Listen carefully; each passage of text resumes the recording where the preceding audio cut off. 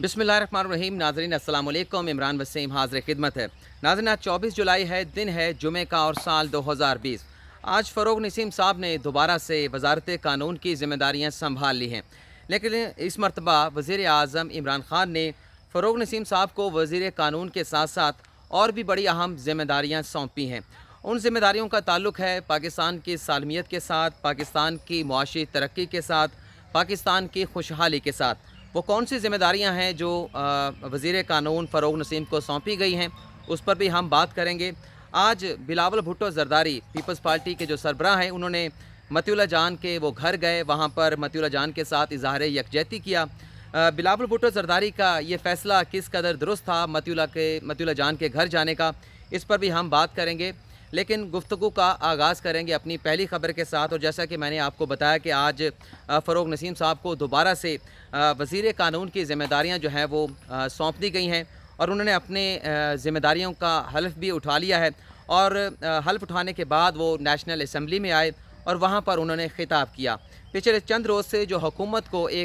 पर जो इल्ज़ाम लगाया जा रहा है कि इमरान ख़ान कुलभूषण यादव को कोई एनआरओ जो है वो देना चाहते हैं, इसी हवाले से कल बिलावल भुट्टो ज़रदारी ने भी नेशनल असम्बली में ख़िताब किया था और उनकी जानिब से कहा गया था कि वज़ीर आज़म इमरान ख़ान ने ना सिर्फ कुलभूषण यादव को एनआरओ दिया बल्कि उसके साथ साथ एहसान जो दहशतगर्द भी रहे, दहशतगर्दों के तालिबान के तर्जमान भी रहे, उस हवाले से भी बिलावल भुट्टो ज़रदारी का ये कहना था कि इमरान ख़ान ने एहसान को भी एनआरओ दे दिया है। और बिलावल भुट्टो ज़रदारी ये भी कहते हैं कि एहसान की जानिब से उन्हें जान से मारने की धमकियाँ भी दी गई हैं। तो आज जब वज़ीर कानून फ़रोग़ नसीम अपने ओहदे का हल्फ़ उठाने के बाद नेशनल असम्बली में आए तो उन्होंने बात करने का वहाँ पर जो है वो अपॉर्चुनिटी हासिल की और बात का आगाज़ उन्होंने इसी बात से किया कि ये जो इल्ज़ाम अपोजिशन जमातों की जानिब से दिया जा रहा है कि हुकूमत शायद कोई कुलभूषण यादव को एनआरओ देना चाहती है, उसे पाकिस्तान से बाहर जो है वो भारत के हवाले करना चाहती है। तो इस हवाले से उन्होंने बताया कि जब 2016 में कुलभूषण यादव को गिरफ़्तार किया गया तो उस वक्त भारत की जानिब से पाकिस्तान की हुकूमत से ये मुतालबा किया गया था कि उन्हें कौंसलर रसाई दी जाए, लेकिन चूँकि उस वक्त की हुकूमत की जानिब से भारत को कुलभूषण यादव तक कौंसलर रसाई की इजाज़त नहीं दी गई थी, तो इस मामले को भारत की जानिब से आलमी अदालत इंसाफ़ में ले जाया गया। और फ़रोग़ नसीम ने नेशनल असम्बली में ये भी बताया कि जब आलमी अदालत इंसाफ़ में ये मामला गया तो भारत ने दो चीज़ों का मुतालबा किया आलमी अदालत इंसाफ़ से। एक ये कहा गया कि उन्हें कौंसलर रसाई दी जाए कुलभूषण यादव तक, और दूसरी बात आलमी अदालत इंसाफ़ में ये कही गई भारत की जानिब से कि कुलभूषण यादव को रिहा करने का हुक्म भी दिया जाए। और फिर देखा गया कि आलमी अदालत इंसाफ़ ने भारत की वो दरख्वास्त, वो प्ली कि कुलभूषण यादव को रिहा कर दिया जाए, पाकिस्तान उसे रिहा कर दे, वो मुस्तरद कर दी गई, लेकिन कौंसल रसाई की जो इस्तदा भारत ने की थी उसे एक्सेप्ट कर लिया गया। और वहाँ पर यह भी बात की गई थी आलमी अदालत इंसाफ़ में कि फ़ौजी अदालतों के फ़ैसले के ख़िलाफ़ अगर कुलभूषण यादव नज़रसानी की दरख्वास्त या अपील दायर करना चाहें तो उन्हें इस हवाले से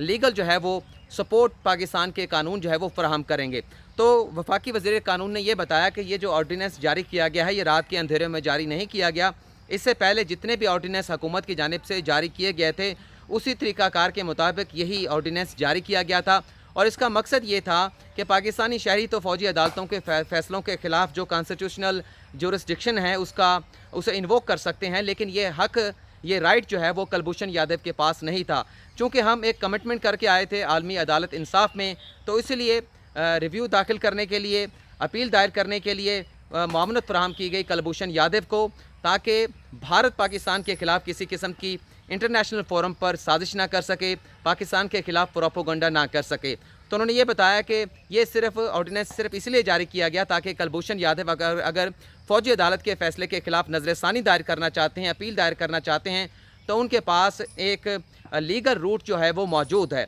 और उन्होंने ये भी बताया कि अगर हम ये ना करते तो भारत जो है वो आलमी अदालत इंसाफ़ में दोबारा से भी जा सकता था, अक़वाम मुत्तहिदा से भी रुजू कर सकता था, सलामती कौंसल में भी जा सकता था, और पाकिस्तान को इंटरनेशनल सतह पर शायद बहुत सारे मसाइल का सामना करना पड़ता। लेकिन ये ऑर्डीनेंस जारी करके हुकूमत पाकिस्तान ने भारत की उन साजिशों के, पाकिस्तान के ख़िलाफ़ प्रोपोगंडे के पर जो है वो काट दिए हैं। लेकिन जैसा कि मैंने आपको बताया कि आज उन्हें ना सिर्फ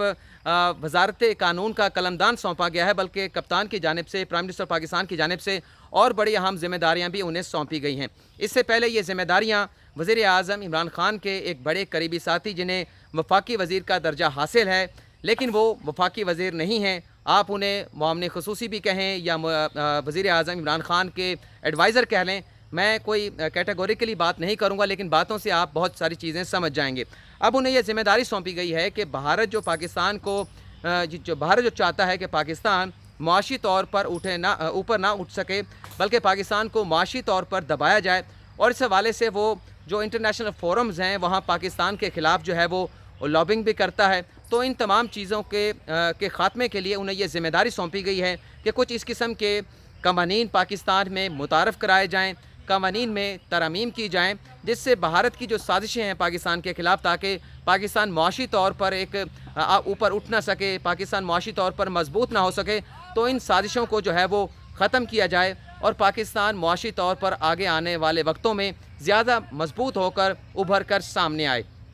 जैसे कि मैंने बताया कि ये ज़िम्मेदारियाँ पहले प्राइम मिनिस्टर पाकिस्तान के एक बड़े करीबी साथी के पास थीं, और वही करीबी साथी ने एक ख़बर भी वज़ीर कानून फ़रोग़ नसीम के ख़िलाफ़ जो है वो ज़रा ये बताते हैं कि एक सहाफ़ी को दी गई थी। उस ख़बर में कुछ यूँ लिखा गया था कि वज़ारत कानून से रिज़ाइन करने के बावजूद भी वज़ीर कानून फ़रोग़ नसीम जो है वो आकर वज़ारत कानून में बैठते हैं, वज़ारत कानून के मामलात को संभालते हैं, चलाते हैं, और जो भी चीज़ें किसी दूसरी मिनिस्ट्री में फॉरवर्ड करनी होती हैं, जो भी फ़ाइल्स किसी दूसरी वज़ारत से आती हैं, तो उस पर जो इंस्ट्रक्शन जारी की जाती हैं वो वज़ीर कानून की जानिब से, मतलब साबिक़ वज़ीर कानून फ़रोग़ नसीम की जानिब से जारी की जा रही थी। और ये भी बताया जा रहा है कि किसी फ़ाइल पर जो है वो फ़रोग़ नसीम जो है वो दस्तखत नहीं करते थे, लेकिन वज़ारत को चलाने में उनका उसी तरह का किरदार था जैसे एक वज़ीर कानून का होता है। लेकिन उसके बाद फिर हमने देखा कि रात गए ख़बर सामने आई कि दोबारा से प्राइम मिनिस्टर पाकिस्तान ने फ़रोग़ नसीम को तीसरी मरतबा वज़ारत कानून का कलमदान सौंपने का फ़ैसला किया है। तो आज सदर मुमलिकत आरिफ अलवी ने उनसे इस मनसब का हल्फ भी लिया है और दोबारा से उन्होंने अपनी ये ज़िम्मेदारियाँ संभाल ली हैं। और आपको ये भी मालूम होगा नाज़रीन के कल स्पीकर असद कैसर की जानिब से एक पार्लिमानी कमेटी तश्कील दी गई है, जिसमें 12 लोग जो हैं उनका ताल्लुक़ कौमी असम्बली से है, 12 लोगों का ताल्लुक़ सेनेट से है, और इसमें अपोजिशन के लोग भी शामिल हैं, इसमें हुकूमत के लोग भी शामिल हैं। और ये कमेटी काम करेगी नैब कानून में तरमीम के हवाले से, और कोई 1.5 दर्जन के करीब दीगर लॉज हैं जिनमें तरमीम की जाएगी, और इनमें वो कवानीन भी शामिल हैं, वो ज़िम्मेदारियाँ भी शामिल हैं जो कप्तान की जानिब से फ़रोग़ नसीम को सौंपी गई हैं। तो इससे ये लगता है कि ये पार्लिमानी कमेटी जब पीर के रोज़ से अपने काम का आगाज़ करेगी, पहला इजलास बल्कि दूसरा इजलास होगा, और इसके सरबराह जो है वो शाह महमूद कुरैशी उन्हें मुकर्रर किया गया है। तो इसमें बहुत सारी चीज़ें ज़ेर बहस आएंगी कि नैब के लॉ में क्या तरमीम होनी चाहिए। वैसे तो अपोजिशन की जानिब से मुतालबा किया जा रहा है कि ख्वाजा बरादरान की ज़मानतों का फ़ैसला सामने आने के बाद नैब के इदारे को ख़त्म कर देना चाहिए, चेयरमैन नैब को उनके अहदे से बरतरफ कर देना चाहिए। बल्कि अपोजिशन ने तो यहाँ तक भी कहा है कि अगर ये कहीं किसी जगह पर फ़ैसला हो जाता है या हमें कानूनी माहिरीन से ये तजवीज़ मिल जाती है कि ये जो फ़ैसले सुप्रीम कोर्ट के हैं उन्हें जवाज़ बनाकर चेयरमैन नैब के ख़िलाफ़ जो है वो सुप्रीम जुडिशल काउंसिल में रेफरेंस दायर किया जा सकता है, तो हम इस चीज़ को भी आगे लेकर चलेंगे और चेयरमैन नैब के ख़िलाफ़ सुप्रीम जुडिशल काउंसिल में रेफरेंस भी दायर किया जाएगा ताकि उनकी बरतरफी को सुप्रीम जुडिशल काउंसिल से यकीनी बनाया जा सके। लेकिन इसमें यह बात भी सामने आई थी कि इससे पहले इसी मामले को जो ऑल पार्टीज़ कॉन्फ्रेंस बुलाई जानी है अपोजिशन जमातों की जानिब से, उसके एजेंडे का हिस्सा भी बनाया जाएगा। लेकिन अब एक बड़े टेबल के ऊपर इस मामले पर डिस्कस होगा कि नैब के कानून में कौन सी तरमीम होनी है। लेकिन वहीं पर सुप्रीम कोर्ट की जानिब से भी जो ऑब्जर्वेशन सामने आ रही हैं, जो अदालत ने कहा है कि 120 नई अदालतें कायम की जाएँ, तो इससे तो ये नज़र आ रहा है कि अदालत ये नहीं चाह रही, सुप्रीम कोर्ट ये नहीं चाह रही कि नैब के कानून को ख़त्म किया जाए, बल्कि अदालत ये चाहती है कि उसे मजबूत भी किया जाए और नई अदालतें भी कायम की जाएँ ताकि मुल्क में जो एहतसाब का अमल हो वो तेज़ी के साथ आगे बढ़े और जिन लोगों ने ख़जाने को लूटा है, मुल्क को लूटा है, उनसे ये लूटा हुआ पैसा जो है वापस भी किया जाए। लेकिन अगर वो मासूम हैं तो फिर उन्हें सालों तक जो है वो जेलों में नहीं डाला जा सकता और इन मुकदमात का जल्द अज जल्द जो है वो फ़ैसला होना चाहिए। अब हम बात कर लेते हैं जो बिलावल भुट्टो जरदारी आज सहाफ़ी मतिउल्लाह जान के घर गए हैं, उनके साथ इज़हार यकजहती भी किया है। बड़ा अच्छा जेस्चर जो है वो बिलावल भुट्टो जरदारी की जानिब से दिया गया क्योंकि वो एक पार्टी के सरबराह हैं, पाकिस्तान की बड़ी जमातों में से एक बड़ी जमात है पाकिस्तान पीपल्स पार्टी। तो आज वो उनके घर गए, उनके साथ इज़हार यकजहती भी किया, ایک اچھا جیسچر، ایک اچھا میسج جو ہے وہ ایک بڑی سیاسی جماعت کے لیڈر کی جانب سے دیا گیا ہے۔ لیکن کیا یہ اچھا ہوتا کہ جب سندھ کے صحافی عزیز میمن کو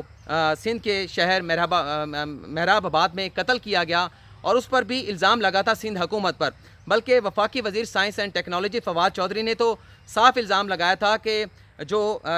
عزیز میمن ہے ان کے قتل میں سندھ حکومت ملوث ہے۔ اور آپ کو یاد ہوگا کہ جو ایک ٹرین مارچ شروع کیا گیا تھا بلاول بھٹو زرداری کی جانب سے، تو اس میں ایک خبر جو ہے وہ عزیز میمن نے چلائی تھی، جس میں یہ بتایا گیا تھا کہ ٹرین مارچ میں جو لوگ موجود ہیں انہیں پیسے دے کر جو ہے اس مارچ میں شرکت کرنے کے لیے مجبور کیا گیا ہے۔ تو اس پر فواد چودھری یہ کہتے تھے کہ مجبوراً لوگوں کو لایا گیا ہے، پیسے دے کر لایا گیا ہے، اور یہ جو خبر عزیز میمن نے چلائی تھی یہ وجہ بنی ہے اس کے قتل کی، اور انہوں نے مطالبہ کیا تھا چیف جسٹس آف پاکستان سے کہ اس معاملے کا از خود نوٹس لیا جائے۔ تو جہاں وہ متی اللہ جان کے گھر گئے تھے بلاول بھٹو زرداری، تو ان کی ذمہ داری بھی بنتی تھی، اگر انہیں صحافیوں کے ساتھ اتنی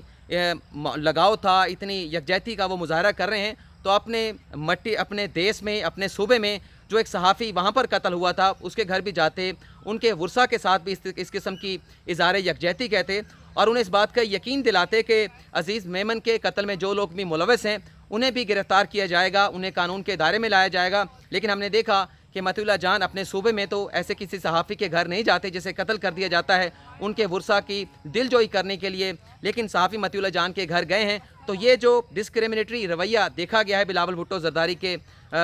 زرداری میں، یہ نہیں ہونا چاہیے۔ انہیں اگر کھلے دل کا مظاہرہ کرنا ہے تو انہیں پھر عزیز میمن کے گھر بھی جانا چاہیے، ان کے ورثاء کی بھی دل جوئی کرنی چاہیے، ان کے غم میں، ان کے دکھ میں، ان کے درد میں بھی شریک ہونا چاہیے۔ یہ نہیں کہ سیاسی فائدہ حاصل کرنے کے لیے، اپنے آپ کو بڑا اچھا پورٹریٹ کرنے کے لیے وہ صرف صحافی متیولہ جان کے گھر جائیں۔ وہ گئے ہیں صحافی متیولہ جان کے گھر، اچھی بات ہے، لیکن عزیز میمن کے گھر بھی جائیں۔ سندھ ان کا صوبہ ہے، وہاں پر ان کی حکومت ہے، اگر وہاں پر نہیں جائیں گے تو پھر لوگ یہ بات ضرور اٹھائیں گے، یہ اعتراض ضرور اٹھائیں گے کہ اپنے صوبے میں تو اگر صحافی کے ساتھ ناانصافی ہوتی ہے وہاں پر تو بلاول بھٹو زرداری جو ہے وہ نہیں جاتے، لیکن یہاں پر ظاہر سی بات ہے کہ اگر کسی صحافی کے گھر جائیں گے تو اس کا مطلب یہی لیا جائے گا کہ کوئی پولیٹیکل فائدہ جو ہے وہ بلاول بھٹو زرداری حاصل کرنا چاہتے ہیں۔ آج کی ویڈیو میں ناظرین اتنا ہی، آپ سے اجازت چاہیں گے۔ اللہ حافظ۔